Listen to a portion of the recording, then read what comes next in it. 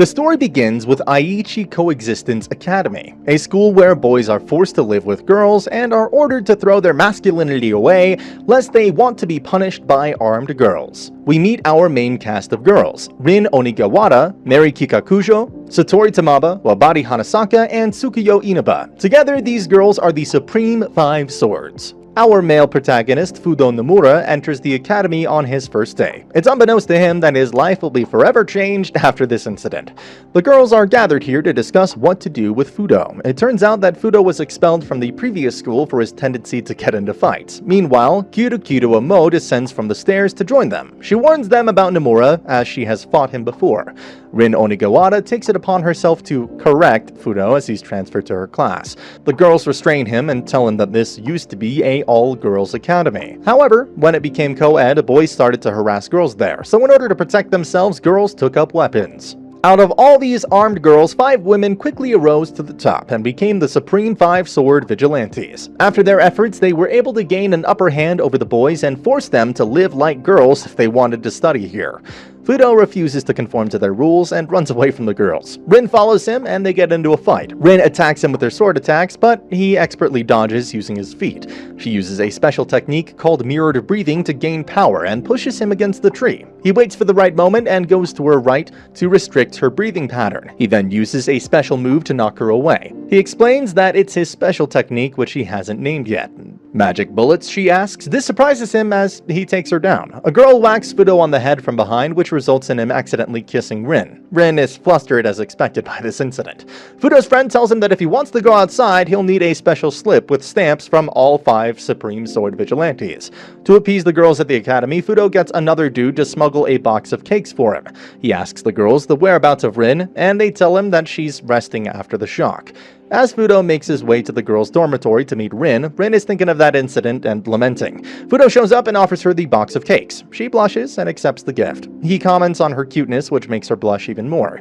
He asks her whether she'd like to go outside with him, and she ends up giving him a slip for going outside. He asks her if she'd like more kisses for this favor, which makes her pass out. He grabs her shirt as another girl walks in on them. This lands him in a bad spot as everyone misunderstands the situation. As he's running away, he runs into Choka Baragasaki, the self-proclaimed head of the Junior Five Swords. As she's berating Fudou, Rin's sidekick, Nono Mozunono, also shows up, claiming herself to be the head of the Junior Five Swords. They both attack Fudou to punish him. Even though they have the numbers advantage, they don't work as a team. Fudou takes advantage of this and dismantles both of them using his magic bullet. Next day, he's confronted by Rin, who tells him that she will supervise him from now on. Fudou's friend tells him that he's now in real trouble since the girl he made cry, Choka Baragasaki, is the favorite underling of Mary Kikakujo, one of the Supreme Five Swords. Fudou asks him whether there's anyone that survived the 5 swords. The friend tells him about the Empress, the only person who was immune to the punishments from the 5 swords. Fudou recalls having met that person after hearing her description from the guide, as Mary Kikakujo and her sidekick come to berate Fudou and recall what he did yesterday with Choka, Nono, and Rin. Rin takes Fudou's side and explains that it was a misunderstanding. Rin tells him to go ahead as she confronts Mary.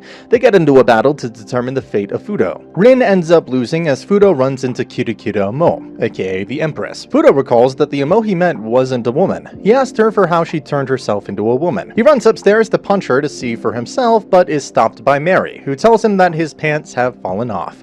As he fixes his pants, she challenges him to a duel. Meanwhile, Amo has a flashback where she recalls the time she fought Fudou. She had initially offered for him to join her clan, but he refused. As a result, she mauled him severely.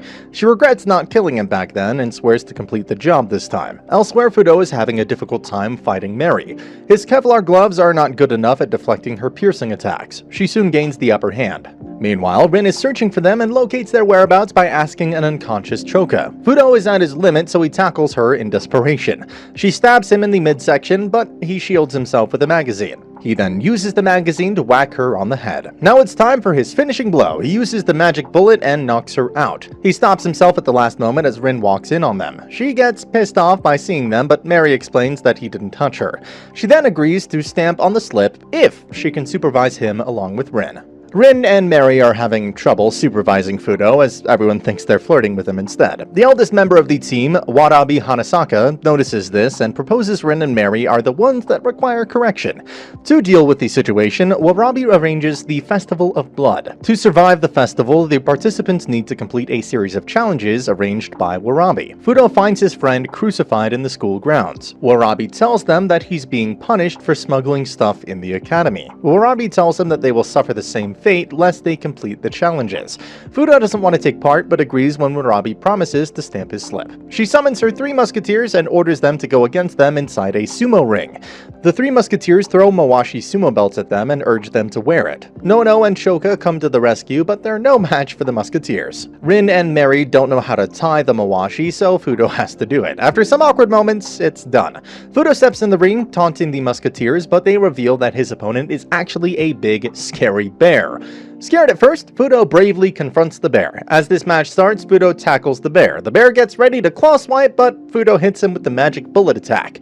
The bear dodges it, so Fudou launches another magic bullet. The bear is a much tougher opponent, so the moves don't do much. Fudou tries the most Russian thing I think I've ever seen, to suplex the bear, but it's too heavy. So Fudou unties the bear's mawashi and thus wins the match according to the rules. Fudou's victory angers Warabi, so she cancels the subsequent matches and tells Fudou to reach her on the roof. To get to the roof, he must fight her 3 musketeers at each floor, who will have highly trained armed girls assisting them. Rin and Mary tell him that all of it is a trap and he shouldn't go there. Fudou tells him that he isn't one to give up, plus he needs to help his crucified friend.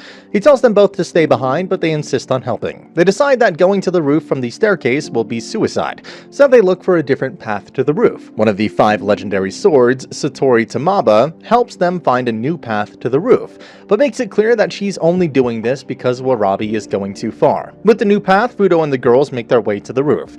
Meanwhile, some masked girls help the crucified friend. Fudou challenges Warabi and says if he wins, she and all of her underlings will have to wear mawashi. Warabi summons her bear and brings out her sword. Fudou tries to duck under the bear's hooks, but the bear goes for a straight jab and knocks Fudou down. Meanwhile, Mary prevents Warabi's underlings from reaching the roof. As Fudou and the boxing bear fight, Rin attacks Warabi, but Warabi stabs her in the shoulder with a shuriken. They then engage in a sword fight. Rin finally gains the upper hand in the sword fight. Meanwhile, Fudou is having a hard time fighting off the bear. I mean, who wouldn't?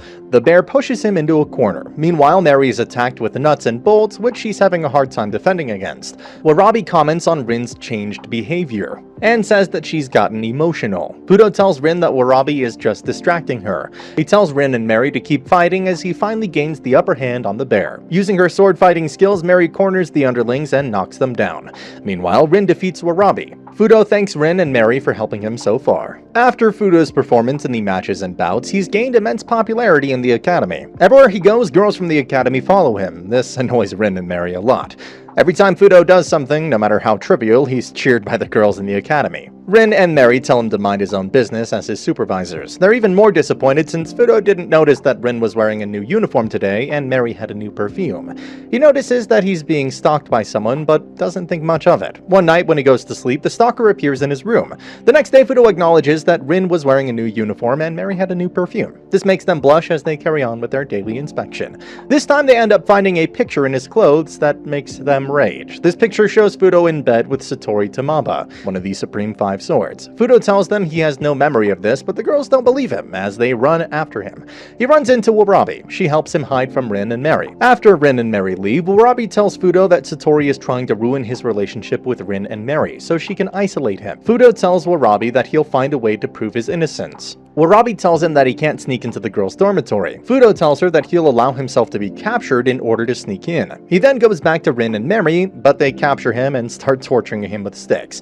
They stop after noticing a scar on his back. Warabi sneaks in and brings Fudou some bread. She commends his will and helps him on his way to Satori's quarters. They look for evidence of his innocence, but find nothing. They then make their way through the dormitory, which is rigged with traps. Some girls walk by, so Fudou has to hide behind the bear. After distracting the girls with her bear cub, they sneak into Satori's locker room. Here they are confronted by Satori's masked girl, who uses a blowgun to attack them. As they are attacked by her, Satori shows up. He remembers that the masked girl was the one that was stalking him. He asks her why she did all of that, and Satori says that she found him annoying. Meanwhile, Rin and Mary are drinking heavily, thinking of what Fudou has done.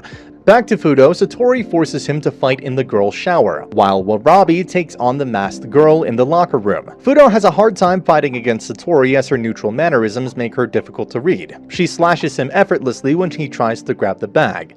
He's distracted when trying to anticipate attacks. Meanwhile, Warabi is getting dizzy since the blow darts had drugs on them. She cuts herself to get herself back to her senses and continues fighting. Meanwhile, Fudou is getting desperate, so he strips to catch Satori off guard. This works and he gets closer to finish her off with a slam.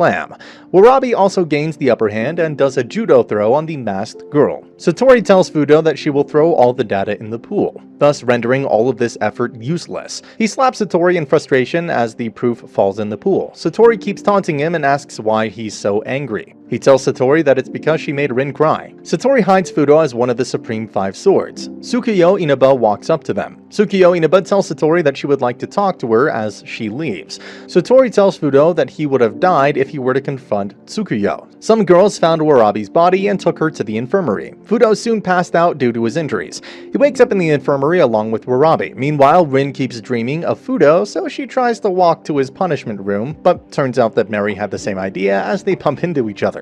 They both don't want to admit that they were going to visit Fudou, so they go to the cafeteria. Satori shows up at the cafeteria and tells them everything. Rin meets Fudou in the infirmary and asks Fudou to forgive her. She tells Fudou that she'll do anything to make up for what she's done. Fudou asks her to close her eyes and take off her mask. This makes Rin upset, so Fudou asks her why she always wears that mask. Rin tells Fudou that she can only feel like herself when she's behind that mask.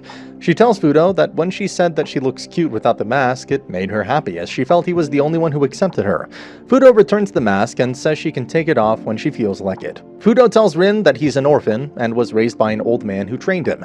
Rin starts crying when she hears it. Mary also shows up and apologizes to Fudou. Some boys are bathing when they're startled by a strange creature on the window. They come to Fudou for help and tell him that they saw a woman's head. Fudou doesn't pay much attention to them as he leaves for class. It turns out that the Empress, Kirukiru Amo, has disappeared from her room and is on a rampage. The principal cancels all the classes for today after hearing that news from Inaba.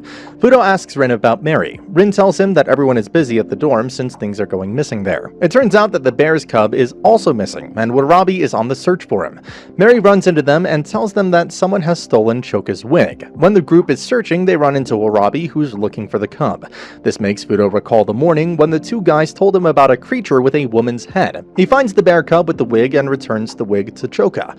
Meanwhile, the Empress confronts Satori and prepares to attack her on the roof. Warabi senses that Satori might be Empress's next target and heads on to save her. Meanwhile, on the roof, Satori tries to draw her sword out, but Amo stabs her in the belly. Her underling tries to save her, but she's no match for Amo. It's revealed that her underling is actually the real Satori, and she's her sister. It turns out that the real Satori's sister was pretending to be Satori all along. When the real Satori is stabbed, her sister ends up crying, but Amo coldly stabs her from the back. Warabi makes it to the roof and tries to fight Amo, but even the bear and her sword is no match for Amo's skills. Meanwhile, Fudou notices Inaba and walks towards her to get his last stamp on the slip.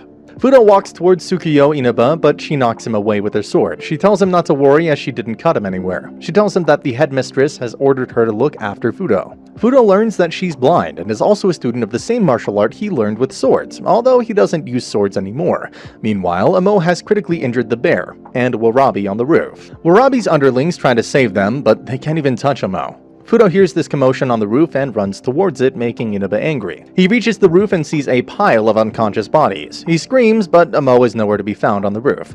Meanwhile, Amo runs into Rin, Mary, and their sidekicks on her way. They prepare to battle as the headmistress comes to aid Fudou and tells him that she'll take care of the injured ones. Fudou runs to help Rin and Mary. Amo easily dismantles Rin and Mary. As they're losing, Inaba comes to the rescue. She is able to land 3 strikes on Amo in 1 second. However, Amo also lands a significant strike and snaps her blade in half. Before she could do further damage, Fudou comes to Inaba's aid and charges at Amo. It's revealed in a flashback that Fudou used to flirt with Amo, since even though she was disguised as a boy, she still looked feminine. Fudou and Amo became friends, but Fudou turned down Amo when she asked him to hang out with her, since he had already made plans with his other buddy. Enraged with jealousy, Amo attacked that boy. Since then, she keeps the rage inside her against Fudou. He tells Amo that he hates her for what she's done. Amo is now determined to kill Fudou. Fudou prepares to fight her as Rin and Mary cheer him on. Fudou charges straight at her, but his attacks don't seem to reach her. Inaba comes to his aid and whispers something in his ear that he can use to defeat Amo. Before executing that move, Fudou thanks Rin and Mary once again for standing by his side. Listening to his speech, Amo laments that he's still on their side, even though she wants him. He was the only one who could bring light in her gloomy world, but she's too prideful to shun her jealousy. Amo had become even more jealous when she saw Fudou get along with the members of the Supreme Five Swords. Even though she wanted him, she couldn't get him, so she decided to kill him. Fudou charges at Amo and surprises her with his unconventional tactics. Their bout turns into a brawl as they hit each other with their hardest hits. Amo tells Fudou to hit her with his magic bullet. He's reluctant to do that, but she forces him to do it as she tells him to become hers. Fudou says no and hits her with his special move. This knocks her down for good. After that bout, Inaba offers to be Fudou's martial arts teacher. Fudou tries to back out, but she tells him that she can stamp his slip for him. Meanwhile, the headmistress also shows up and tells Fudou that he's expelled. Next morning, Fudou says goodbye to Warabi and Satori. Meanwhile, Rin and Mary protest against the decision in the headmistress's office. Inaba tells Fudou that Amo is headed for the airport, so he has to hurry if he wants to say something to her. With his permission slip stamped by all 5 swords, he's free to leave the academy. He gets to the airport and tries to convince Amo not to leave. Amo tells him that she can do what she wants, and gives Fudou a kiss before departing. Fudou comes back to the academy to say goodbye to Rin and Mary, but it turns out that the headmistress has overturned her decision. They all welcome Fudou back to the academy, and that's the end of the video. Make sure to subscribe and turn on notifications so you can watch more videos like this. Thanks for watching.